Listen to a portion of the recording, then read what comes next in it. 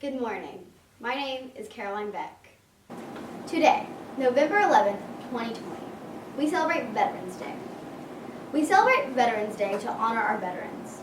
If they are currently serving or they previously have served in our armed forces.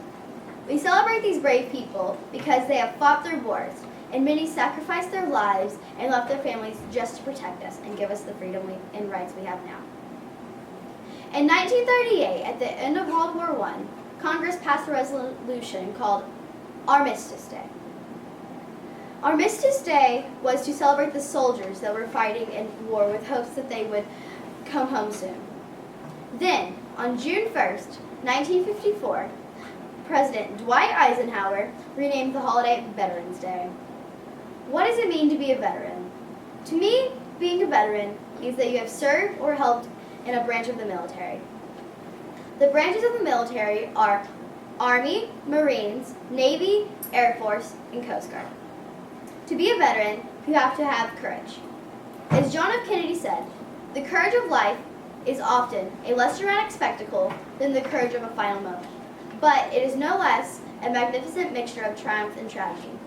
What John F. Kennedy was saying is, do not discredit the courage of a person who died during battle compared to the courage they had when living.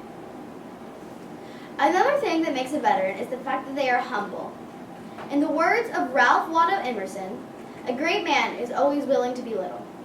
What Ralph Waldo Emerson was saying is that any great person is willing to be criticized. And that is part of what it means to be a veteran. I have 6 people in my family who are veterans.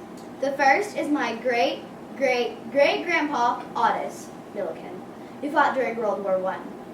There is my great-great-uncle Frank, who went to North Africa and served during World War II. Then there is my great-great-uncle Lawrence, who got drafted in 1942 and went to the South Pacific and made the ultimate sacrifice in the Philippines during battle. Another great-great-uncle Al fought during D-Day.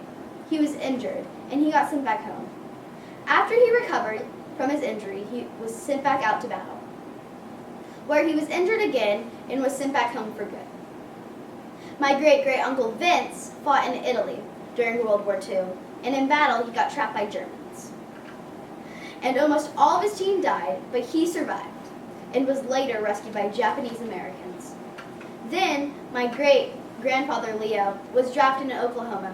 When the Japanese surrendered, he was sent to Japan to be a guard. They were all in the Army and they were all privates. I am fortunate to be related to all of these brave men, and I thank them from the bottom of my heart for their service. As Americans, we honor the people who served our country and who are still currently serving. I want to say thank you to all of the veterans who allowed us to have the freedom we do. Because of these veterans, we can vote for the people we want to run our wonderful country, have freedom of religion, freedom of speech, and freedom of our actions. Thank you to all of the veterans.